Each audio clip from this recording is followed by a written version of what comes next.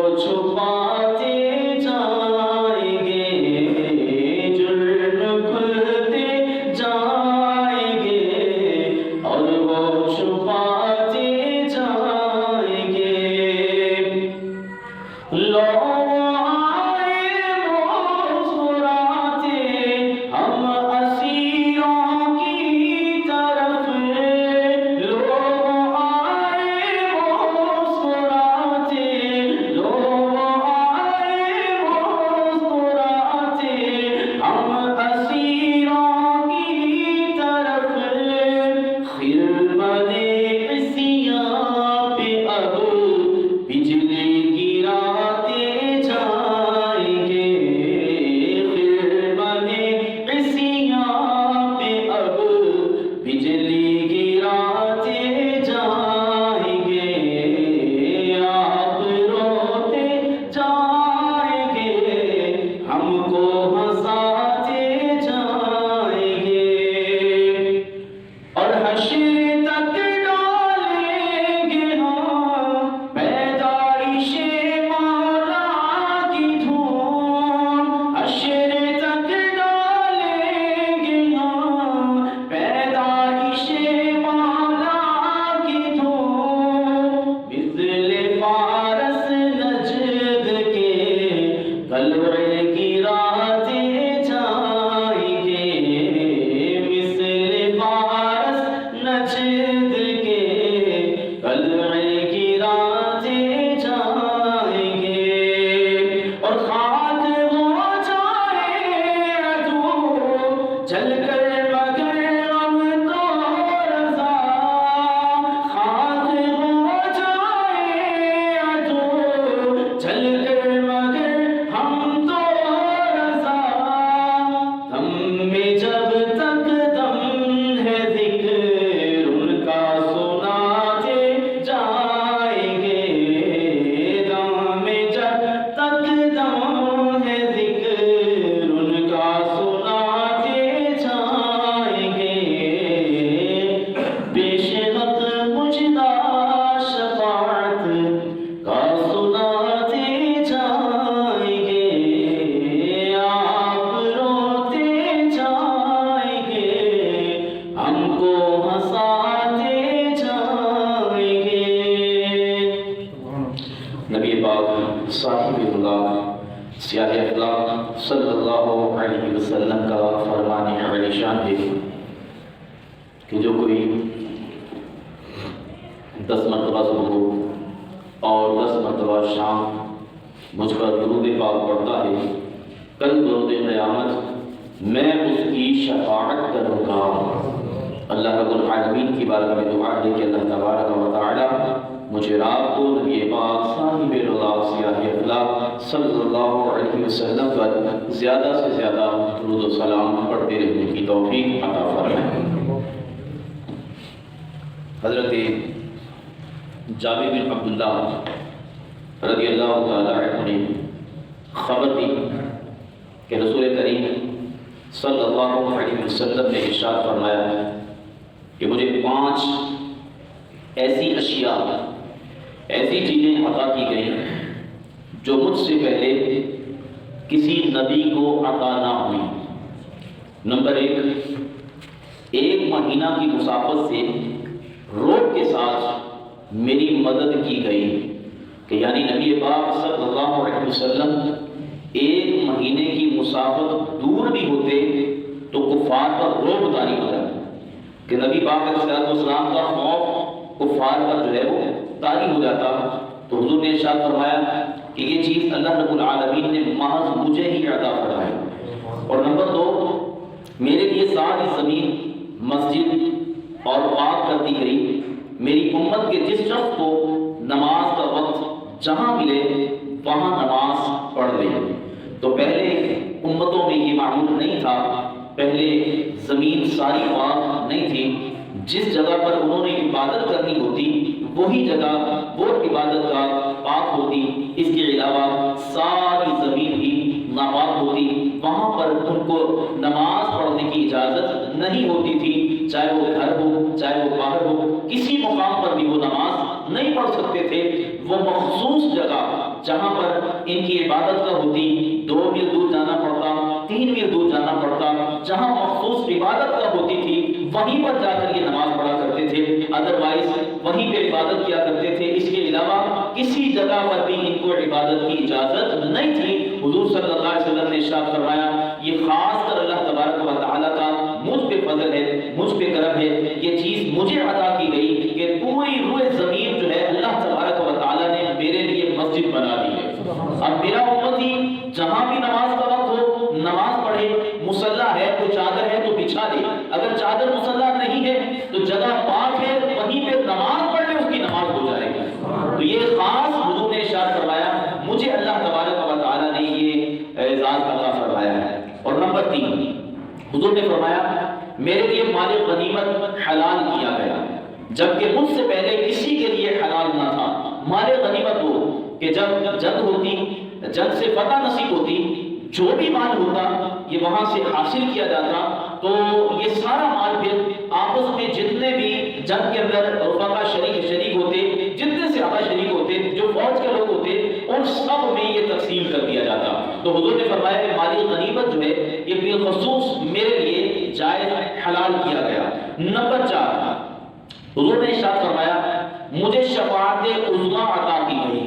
کہ میں شفیع ہوں، میں شفاعت کرنے والا ہوں۔ شفاعت عظمیٰ یعنی بڑی شفاعت جو ہے وہ مجھے ہی عطا کی گئی، اس کے علاوہ بھی شفاعت کی جائے گی، انبیاء کرام علیہ السلام شفاعت کریں گے، اور دیگر حدیث مبارکہ میں لوگوں کی شفاعت کے بارے میں ارشاد فرمایا، مگر حضور نے فرمایا کہ یہ اسپیشلی اللہ تبارک و تعالیٰ نے مجھے شفاعت عظمیٰ عطا فرمائی، بڑی شفاعت جو ہے وہ مجھے ہی عطا فرمائی۔ اور نمبر 5، حضور نے ارشاد فرمایا ہر نبی اپنی مخصوص قوم کے لیے مبعوث ہوتا ہے، اور میں سارے لوگوں کے لیے مبعوث ہوا ہوں۔ یعنی نبی کسی قبیلے کے لیے آتا تھا، کسی قوم کے لیے آتا تھا، کسی شہر کے لیے آتا تھا، مگر حضور صلی اللہ علیہ وسلم نے ارشاد فرمایا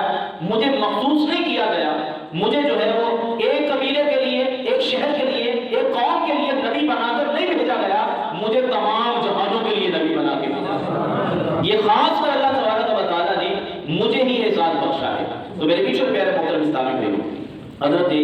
ابو ہریرہ رضی اللہ تعالیٰ عنہ نے بیان کیا کہ رسول اللہ صلی اللہ تعالیٰ علیہ وسلم نے فرمایا کہ ہر نبی کے لیے ایک خاص دعا ہوتی ہے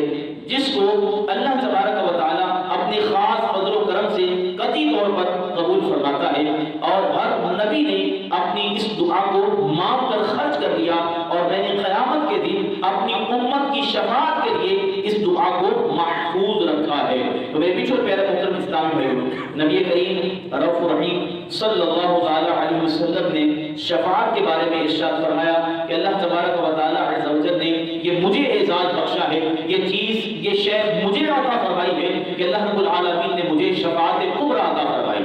شفاعت کبریٰ، شفاعت اعظم، شفاعت عظیم جو ہے، شفاعت عظمیٰ مجھے ہی عطا فرمائی ہے۔ تو نبی پاک صلی اللہ تعالیٰ علیہ وسلم کی شفاعت کے بارے میں نبی پاک صلی اللہ تعالیٰ علیہ وسلم نے خود ہی جا بجا ارشاد فرمایا، جیسا کہ پچھلا جمعہ بھی ہمارا نبی پاک صلی اللہ علیہ وسلم کی شفاعت کے حوالے سے تھا، تو آئندہ جمعے بھی یہ جو اپنا آج کا جمعہ ہے، یہ جمعہ بھی نبی پاک صلی اللہ علیہ وسلم کی شفاعت کے حوالے سے ہوگا، اور کس کس کو اللہ تبارک و تعالیٰ نے حق شفاعت عطا فرمایا ہے وہ بھی ہم سنیں گے کہ اللہ تبارک و تعالیٰ نے دنیا کے اندر رہتے ہوئے ہی نبی پاک صلی اللہ علیہ وسلم کی زبان سے دنیا میں رہتے ہوئے ہی کن حضرات کو، کن لوگوں کو حق شفاعت عطا کیا ہے کہ کل روز قیامت وہ شفاعت کریں گے۔ نبی پاک صلی اللہ تعالیٰ علیہ وسلم نے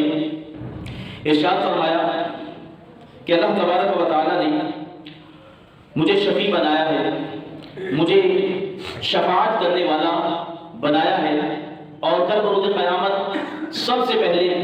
میں قبر سے نکلوں گا، میری قبر شق ہوگی، اور میں قبر سے نکلوں گا، اس کے بعد ابو بکر قبر سے نکلیں گے، پھر عمر رضی اللہ تعالیٰ قبر سے نکلیں گے۔ تو حضور صلی اللہ علیہ وسلم نے ارشاد فرمایا سب سے پہلے میں قبر سے نکلوں گا، اور سب سے پہلے میں اللہ کی بارگاہ میں شفاعت کروں گا، میں سفارش کروں گا، اور سب سے پہلے تیری ہی شفاعت قبول کی جائے گی۔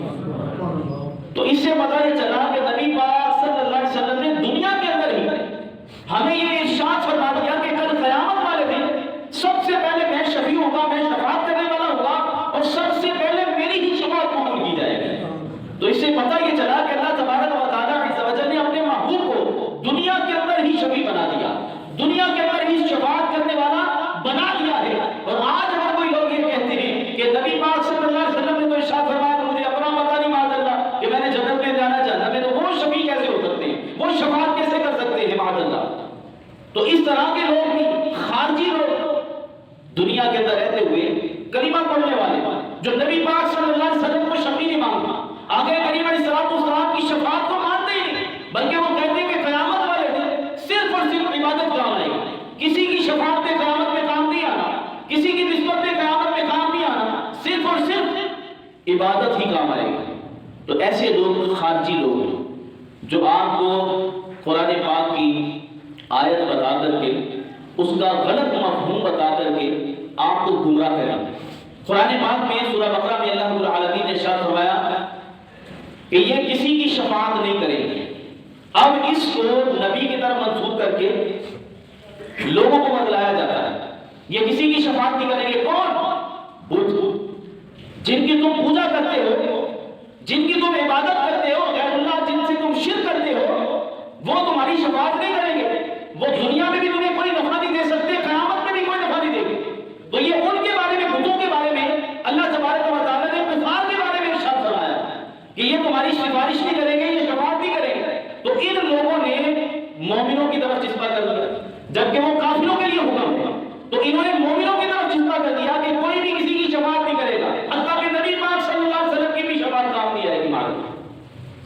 تو میرے آقا کریم صلی اللہ علیہ وسلم نے دنیا کے اندر رہتے ہوئے ہی ارشاد فرما دیا کہ کل قیامت والے دن میں سب کا شفیع ہوں گا، اور جتنے بھی انبیاء کرام علیہ السلام ہیں وہ بھی میری بارگاہ میں آئیں گے،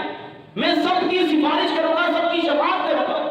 اور اس کے بعد نبی پاک صلی اللہ علیہ وسلم نے ارشاد فرمایا پھر مختلف لوگ جو ہے وہ مختلف لوگوں کی شفاعت کریں گے، وہ بھی میں انشاءاللہ عزیز عرض کرتا ہوں۔ نبی پاک صلی اللہ علیہ وسلم نے ارشاد فرمایا سب سے پہلے میں شفاعت کروں گا اور سب سے پہلے میری شفاعت قبول کی جائے گی، اور فرمایا کہ سب سے پہلے میں کس کی شفاعت کروں گا؟ حضور نے فرمایا سب سے پہلے میں اہل بیت کی شفاعت کروں گا، جو میرے اہل بیت ہیں، میرا نسب میرا خون ہے، میں ان کی شفاعت کروں گا۔ پھر حضور نے فرمایا اہل مدینہ کی شفاعت کروں گا، پہلے اہل بیت کی، پھر اہل مدینہ کی، پھر نبی پاک علیہ السلام نے ارشاد فرمایا پھر اہل مکہ کی شفاعت کروں گا،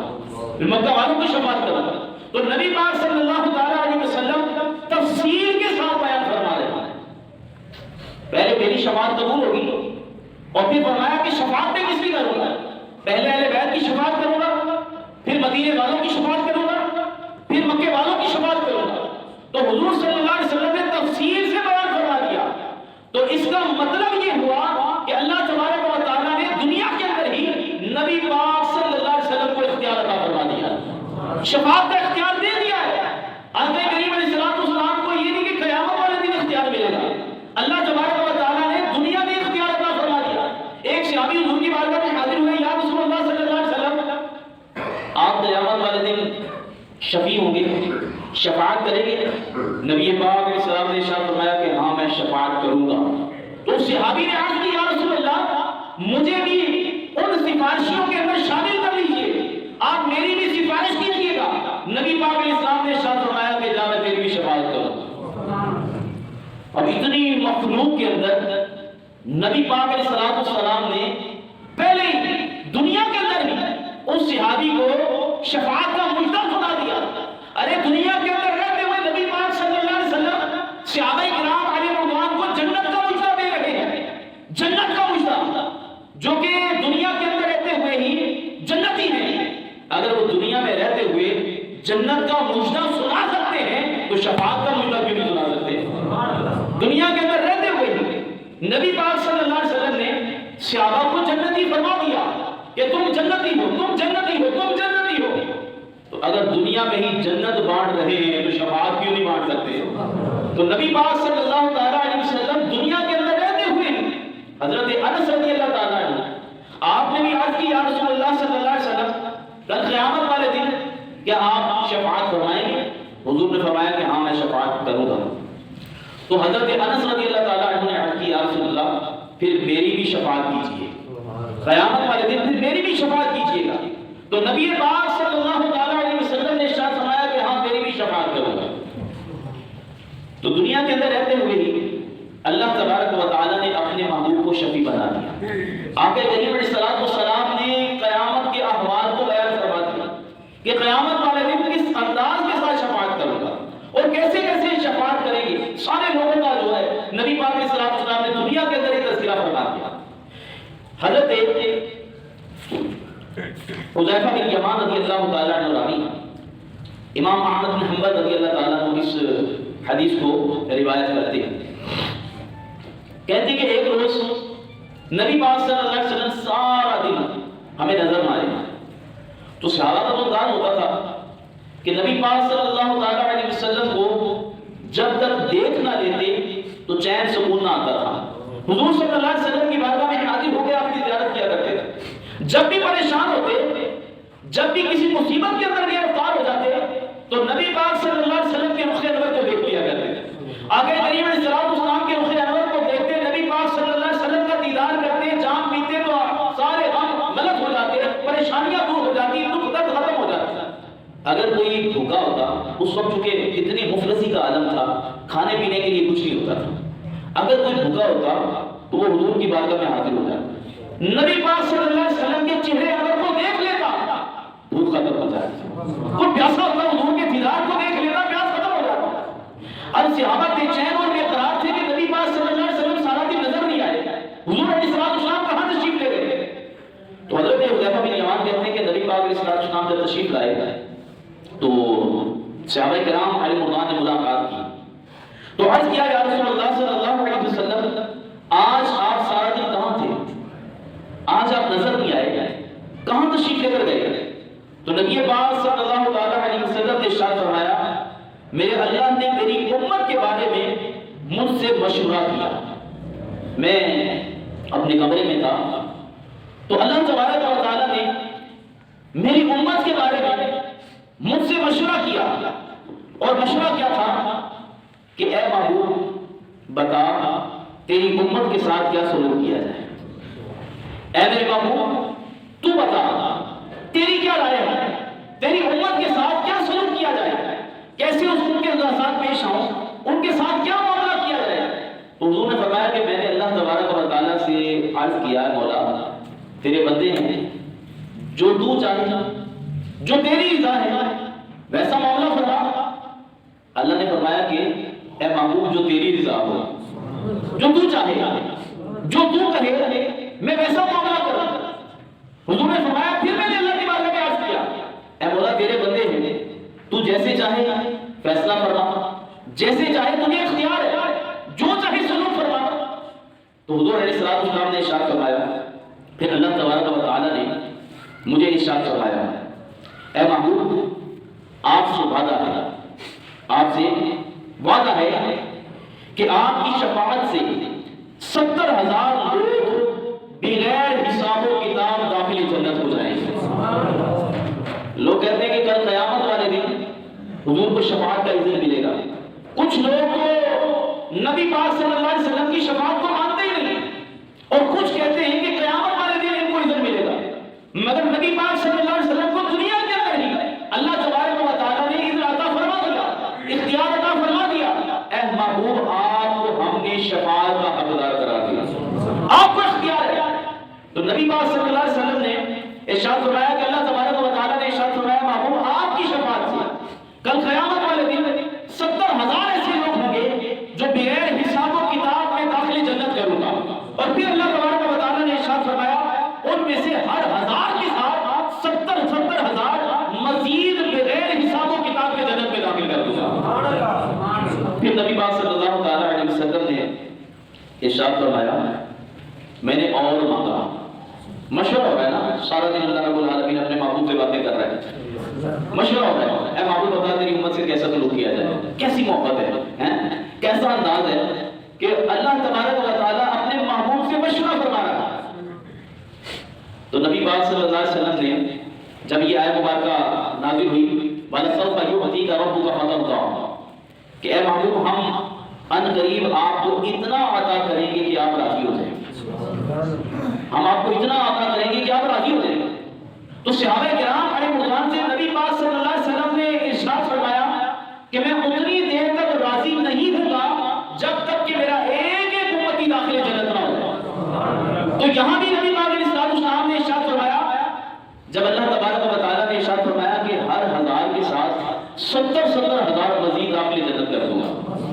اور پھر نبی پاک علیہ السلام نے فرمایا کہ میں نے اور مانگا،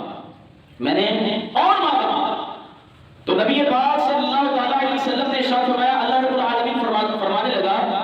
کہ پھر ہر ایک کے ساتھ، پھر ہر ایک کے ساتھ 70,000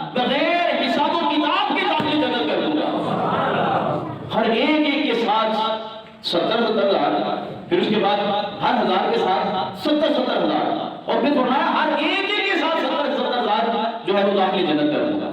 تو میرے بیچ اور پیارے محترم اسلامی بھائیوں، اس سے پتہ چلا کہ نبی پاک صلی اللہ علیہ وسلم کو اللہ تبارک و تعالی نے دنیا کے اندر ہی شفاعت کا اختیار عطا فرما دیا۔ دنیا کے اندر ہی نبی پاک علیہ السلام کو شفیع بنا دیا۔ آقا کریم صلی اللہ علیہ وسلم نے جو ارشاد فرمایا کہ حدیث مبارکہ ہے کہ کون قیامت والے دن شفاعت کرے گا؟ انبیاء کرام علیہ السلام اپنی قوم کی شفاعت کریں گے، اور اس امت کے بارے میں حضور علیہ السلام نے ارشاد فرمایا کہ اولیاء کرام صالحین لوگ جو ہیں یہ بھی لوگوں کی شفاعت کریں گے۔ پھر نبی پاک علیہ السلام نے ارشاد فرمایا عالم دین بھی شفاعت کرے گا کہ وہ جنت کے دروازے کے باہر کھڑا ہو جائے گا، اور پھر جس کو چاہے اللہ تبارک و تعالیٰ اسے حق شفاعت عطا فرمائے گا۔ جس کو یہ چاہے اللہ کی بارگاہ میں عرض کرے، اللہ تبارک و تعالیٰ اس کی سفارش کو قبول کرے گا اور اسے بغیر حساب و کتاب جنت میں داخل کر دے گا۔ اور پھر حضور نے ارشاد فرمایا حافظ القرآن یہ بھی شفاعت کرے گا کہ جو شخص دنیا کے اندر رہتے ہوئے قرآن حفظ کرتا اور اس پہ عمل کرتا ہوگا، کل قیامت والے دن اس کو حق شفاعت دیا جائے کہ اپنی برادری میں سے 10 ایسے لوگ جن پر جہنم واجب ہو چکا ہوگا کہ انہوں نے جہنم میں جانا ہی ہے، پھر اس کو اختیار دیا جائے گا کہ 10 ایسے لوگ اپنی برادری میں سے اپنے رشتہ داروں میں سے نکال لو جس کی تم شفاعت کرو گے، اللہ تبارک و تعالیٰ اسے داخل جنت فرما دے گا۔ اس حافظ القرآن کو بھی اللہ رب العالمین حق کی شفاعت عطا فرمائے گا۔ پھر حضور نے ارشاد فرمایا امام اپنے مقتدیوں کے لیے شفاعت کرے گا کہ جس امام کے پیچھے مقتدی نماز پڑھتے ہوں گے، یہ قیامت والے دن ان مقتدیوں کی سفارش کرے گا، اے مالک و مولا یہ لوگ میرے پیچھے نماز پڑھتے تھے، لہذا میں ان کے حق میں سفارش کرتا ہوں، میری سفارش کو قبول فرما۔ تو اس کی سفارش کی شفاعت ان کے حق میں قبول کی جائے گی۔ اور اسی طرح نبی پاک علیہ السلام نے ارشاد فرمایا کہ قرآن یہ بھی شفاعت کرے گا، قرآن بھی سفارش کرے گا، اے مالک و مولا یہ دنیا کے اندر رہتے ہوئے میری تلاوت کرتا رہا، راتوں کو اٹھ کے تلاوت کرتا رہا اور تلاوت کر کے جو ہے وہ روتا رہا، اے مالک و مولا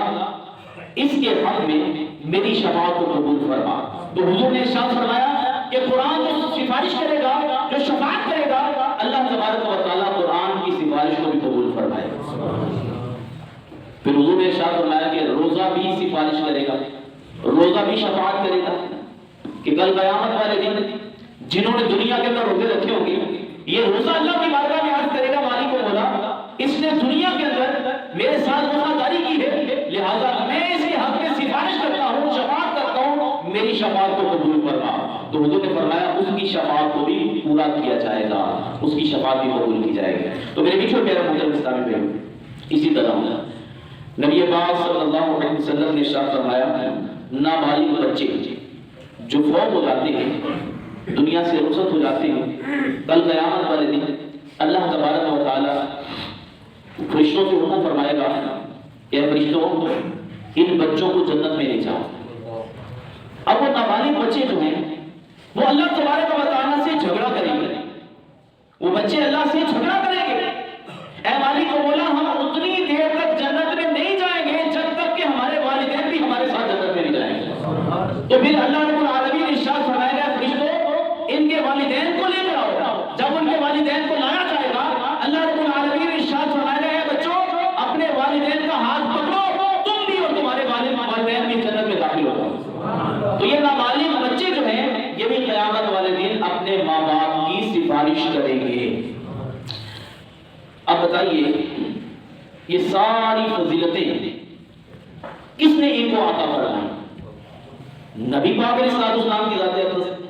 حضور کی یہ حدیثیں ہیں، میرے آقا کریم علیہ السلام نے ان کو شفاعت کا حق دیا کہ یہ لوگ قیامت والے دن شفاعت کریں گے۔ اگر یہ لوگ قیامت میں شفاعت کریں گے تو جس نے حق کی شفاعت عطا فرمایا ان کا مقام کیا ہوگا؟ کہ یہ شان ہے خدمت کاروں کی، سرکار کا عالم کیا ہوگا؟ ارے نبی پاک علیہ السلام کو ان کو اختیار عطا فرما رہے ہیں کہ قیامت والے دن یہ سارے شفاعت کریں گے۔ اگر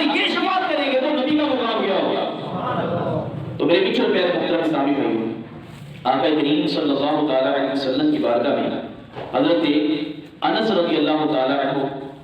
عرض کرتے ہیں کہ یا رسول اللہ صلی اللہ علیہ وسلم قیامت میں آپ میری شفاعت کریں گے؟ حضور نے فرمایا کہ ہاں میں تمہاری شفاعت کروں گا۔ تو پھر عرض کی یا رسول اللہ میں قیامت میں آپ کو کہاں تلاش کروں، کس جگہ پہ آپ ملیں گے؟ تو حضور نے ارشاد فرمایا کہ حوض کوثر پہ آ جانا، وہاں پر میں اپنے پیاسے امتیوں کو جام بھر بھر کر پلا رہا ہوں۔ تو اسی لیے اعلیٰ حضرت نے فرمایا کہ ٹھنڈا ٹھنڈا میٹھا میٹھا پیتے ہم ہیں پلاتے یہ، کہ حضور علیہ السلام نے ارشاد فرمایا کہ حوض کوثر پہ آ جانا، وہاں پر میں اپنے امتیوں کو جام بھر بھر کر پلا رہا ہوں۔ عرض کی یا رسول اللہ صلی اللہ علیہ وسلم اگر وہاں بھی آپ کو نہ پاؤں تو پھر حضور نے ارشاد فرمایا پھر میزان پر آ جانا۔ میزان پر کیا کریں گے؟ حضور نے فرمایا کہ میزان پر وہ میرے امتی جن کی نیکیاں کم ہوں گی، گناہ زیادہ ہوں گے، میں ان کی نیکیاں بڑھا رہا ہوں گا۔ ان کی نیکیوں کے اندر کسی میں درود کی پرچیاں رکھ رہا ہوگا اور کسی میں کلمے کی پرچیاں رکھ رہا ہوگا، ان کی نیکیوں والے پلے کو بڑھا رہا ہوگا۔ اسی لیے حضرت محمد مصطفیٰ صلی اللہ علیہ وسلم نے اچھا یہ ساری باتیں جو میں آپ کو عرض کر رہا ہوں نا، یہ علم غیب ہے، یہ ذہن میں رکھیں، یہ علم غیب ہے۔ اور جو باتیں آپ سے کرتے ہیں نا لوگ کہ نبی پاک علیہ السلام کو دیوار کے پیچھے کا خبر نہیں، حضور علیہ السلام کو یہ نہیں جانتے تھے، وہ نہیں جانتے، وہ قیامت کا سارا منظر حضور بیان فرما رہے ہیں کہ قیامت میں یہ ہوگا، اس طرح ہوگا، وہ ساری باتیں وہ بیان فرما رہے ہیں، وہ تو غیب ہے۔ تو اسی کو علم غیب کہتے ہیں کہ نبی پاک علیہ السلام علم غیب پر بیان فرما رہے ہیں کہ قیامت والے دن یہ ہوگا۔ تو آقا کریم علیہ السلام نے ارشاد فرمایا کہ قیامت والے دن کیا ہوگا کہ ایک شخص کو اللہ تبارک و تعالیٰ حکم فرمائے گا، اس کی نیکیاں کم ہوگی، گناہ زیادہ ہوں گے، فرشتوں کو حکم فرمائے گا کہ اس کو جہنم میں لے جاؤ۔ فرشتے جب اس شخص کو جہنم کی طرف لے کر جا رہے ہوں گے تو رستے میں حضرت آدم علیہ السلام سبز رنگ کا حلہ پہنے، سبز رنگ کا جوڑا پہنے ایک مقام پہ کھڑے ہو گئے، وہ دیکھ رہے ہوں گے کہ کیا ماجرا ہو رہا ہے، کوئی جہنم میں جا رہا ہے، کوئی جنت میں جا رہا ہے۔ تو جب اس شخص کو دیکھیں گے کہ فرشتے اس کو جہنم کی طرف لے کر جا رہے ہیں تو حضرت آدم علیہ السلام حضور کی بارگاہ میں حاضر ہو کر کے عرض کریں گے یا رسول اللہ صلی اللہ علیہ وسلم فرشتے آپ کے امتی کو جہنم کی طرف لے کر جا رہے ہیں۔ تو نبی پاک علیہ السلام بیتاب ہو جائیں گے، بے چین بے قرار ہو جائیں گے اور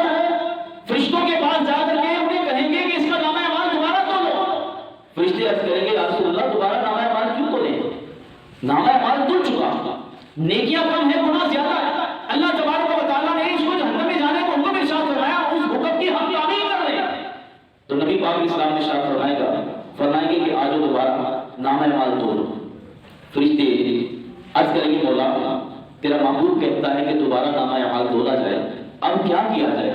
تو اللہ رب العالمین ارشاد فرمائے گا کہ آج جیسے میرا محبوب کہتا ہے ویسے کیے جائے، کہ آج اسی کی تو شان دکھانی ہے، اسی کا تو مرتبہ مقام کو دکھانا ہے کہ آج میرا محبوب جو کہے ویسے ہی کر دیا جاؤ۔ فرشتے اس بندے کو میزان پر لے کر آئیں گے،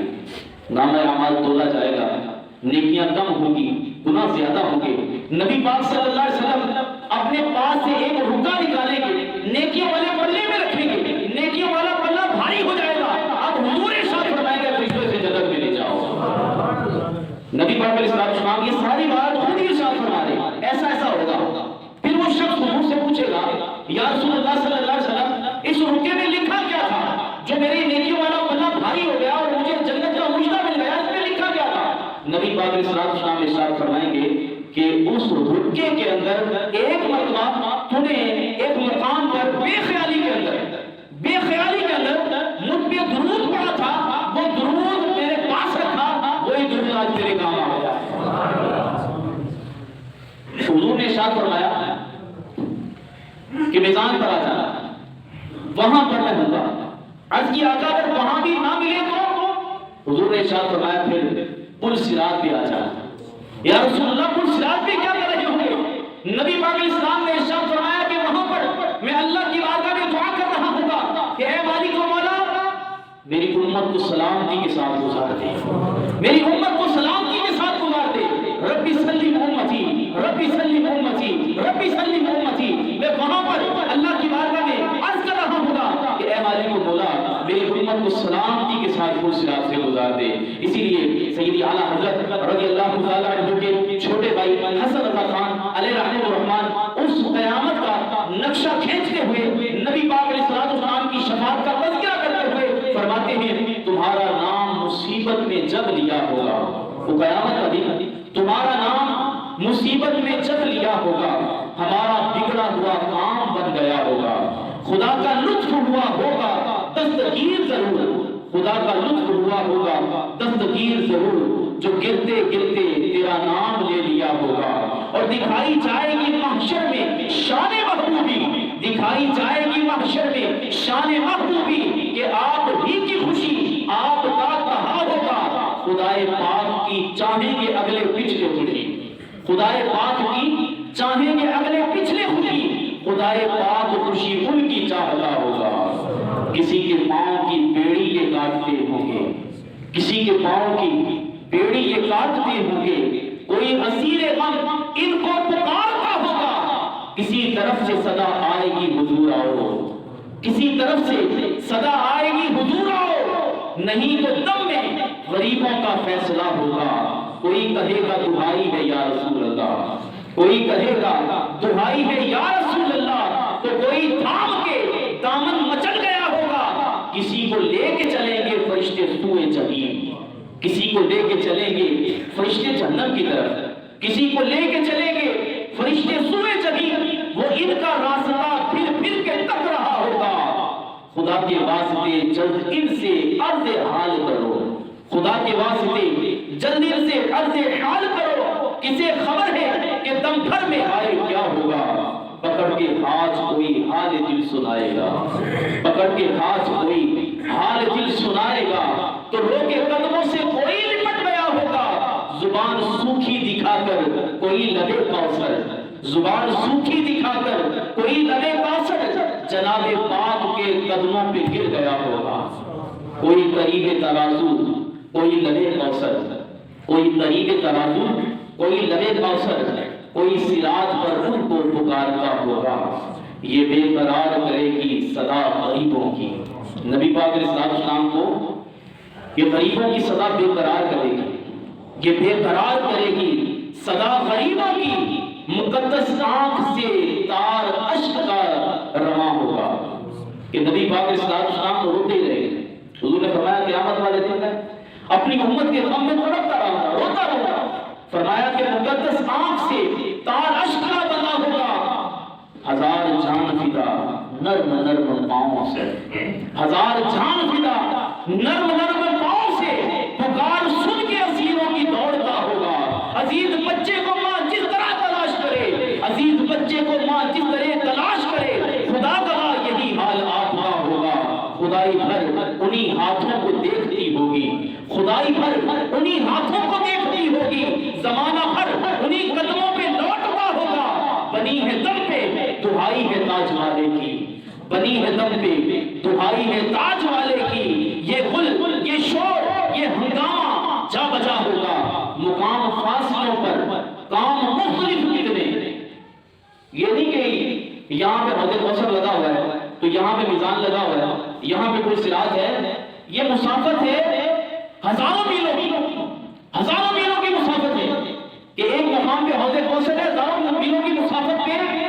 میزان لگا ہوا ہے، پھر ہزاروں میلوں کی مسافت پہ پل صراط ہے، تو اعلیٰ حضرت کے بھائی فرماتے ہیں مقام فاصلوں پر کام مختلف اتنے، وہ دن ظہور کمال حضور کا ہوگا، کہ حضور فوراً